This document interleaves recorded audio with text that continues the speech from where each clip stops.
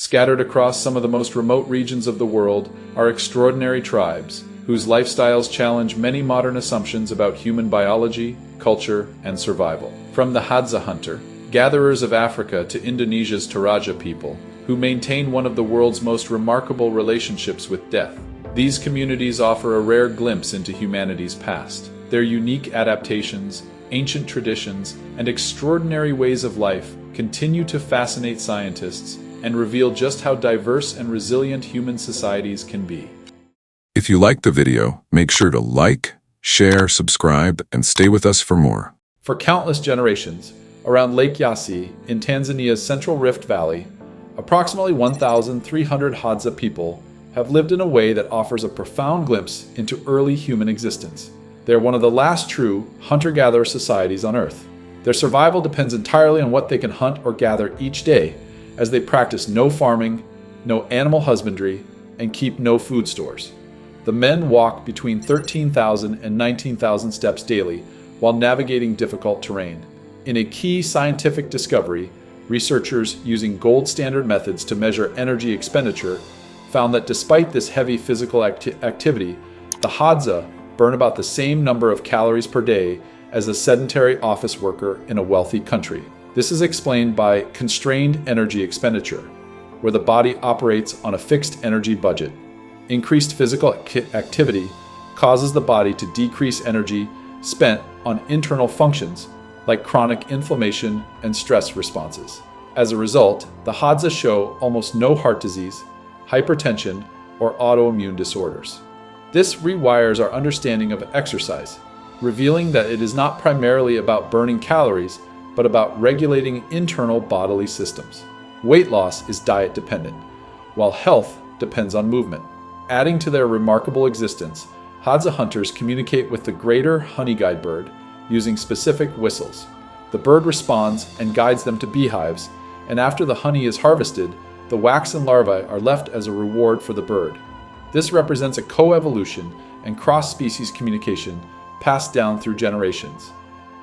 In northern Namibia, the Hima people have developed a unique system of beauty and survival. Hima women apply a paste called ois, made of butterfat mixed with red ochre and aromatic resin. While primarily a practice for beauty, it is deeply symbolic, representing the earth's red and life-giving blood.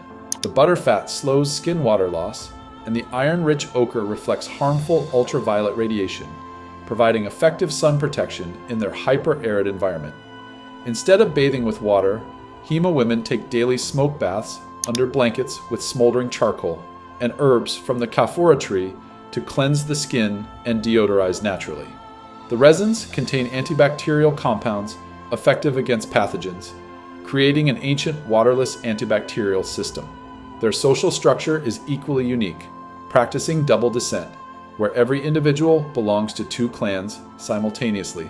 Wealth, in the form of cattle, passes matrilineally to a man's sister's sons, while spiritual authority passes patrilineally and involves guarding the sacred fire, the okuro, believed to connect ancestors, and the deity Mukuru.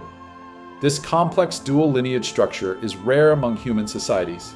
Today, the Hima face a modern threat from a proposed hydroelectric dam on the lower Kayan River, which threatens to flood 15 square miles of grazing land and ancient grave sites, a profound desecration. In April 2024, they filed a formal lawsuit, asserting that no permission was sought for this project. The San people of southern Africa are a living link to human origins, being among the oldest continuous human populations with maternal DNA tracing back 150,000 to 170,000 years to mitochondrial Eve. Their language, from the Khoisan family, is known for distinctive click consonants. Their society is fiercely egalitarian, with no chiefs or hierarchy, decisions made by consensus, and arrogance diffused by gentle mockery. Their hunting techniques are sophisticated, using low-powered bows insufficient for large prey. Instead, they use a poison from the larvae of the Diamphidia beetle, which works by rupturing red blood cells over hours or days. Their tracking skills are extraordinary, comparable to literacy, as they can read footprints to ascertain detailed information about an animal's age, sex, speed, and timing of passage. Meat ownership is linked to the arrow rather than the shooter, and arrows are traded or gifted within the group, ensuring fair protein distribution. In the remote valleys of northern Pakistan, the Kalash number only 3,000 to 4,000 people who practice an ancient polytheism with gods, spirits, and mountain fairies. Characteristic features like light skin, blonde hair, and blue eyes once led to the false theory that they descended from Alexander the Great's soldiers. Genetic testing shows they diverged from South Asian groups about 12,000 years ago, living in genetic isolation. Their concept of pure and impure divisions governed society, with men, mountains, and goats considered pure, while valleys and menstruating women are impure. Women during menstruation and childbirth stay in a separate building called the Bashali, forbidden for men to touch, where they rest and socialize until a purification ritual. Marriages are relatively flexible, and they openly produce and consume wine despite surrounding conservative Islamic prohibitions. The Toraja people of South Sulawesi, Indonesia, have a unique relationship with death, viewing it as a slow transition rather than an immediate event. After the heart stops, the deceased is considered sleeping or sick and is cared for at home, sometimes for months or years, with families feeding and interacting with them as if alive. Funerals, called Rambu Solo, last for days or weeks and involve sacrifices of water buffalo. Instead of burial in soil, the dead are placed in limestone cliff tombs, thought to bring them closer to heaven. Tau wooden statues resembling the deceased guard the graves. Every few years, the Manan ritual involves exhuming mummies, cleaning, grooming, and redressing them, seen as a joyful reunion. Infant deaths before tooth growth are ritually placed in living tara trees, believed to absorb the soul as the tree heals. In Myanmar and Thailand, the Kayan people, often known as the long-neck women, wear brass neck coils that create the illusion of elongated necks by pushing down collarbones and ribs. The coil weight can reach 20 pounds, causing spinal deformation, vertebrae fusion, and reduced blood flow, imposing significant physical health costs. Today, many have fled conflict to Thai refugee camps that became tourist attractions, raising ethical concerns about exploitation as human zoos.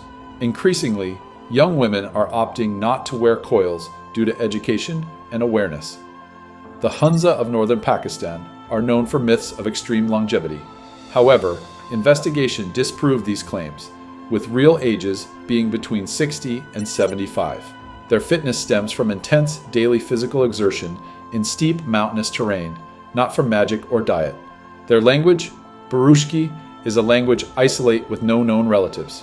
The community is progressive, valuing education and gender equality, with nearly 100% youth literacy. The Waorani of Amazonian Ecuador lived in total isolation until 1958, fiercely defending their territory.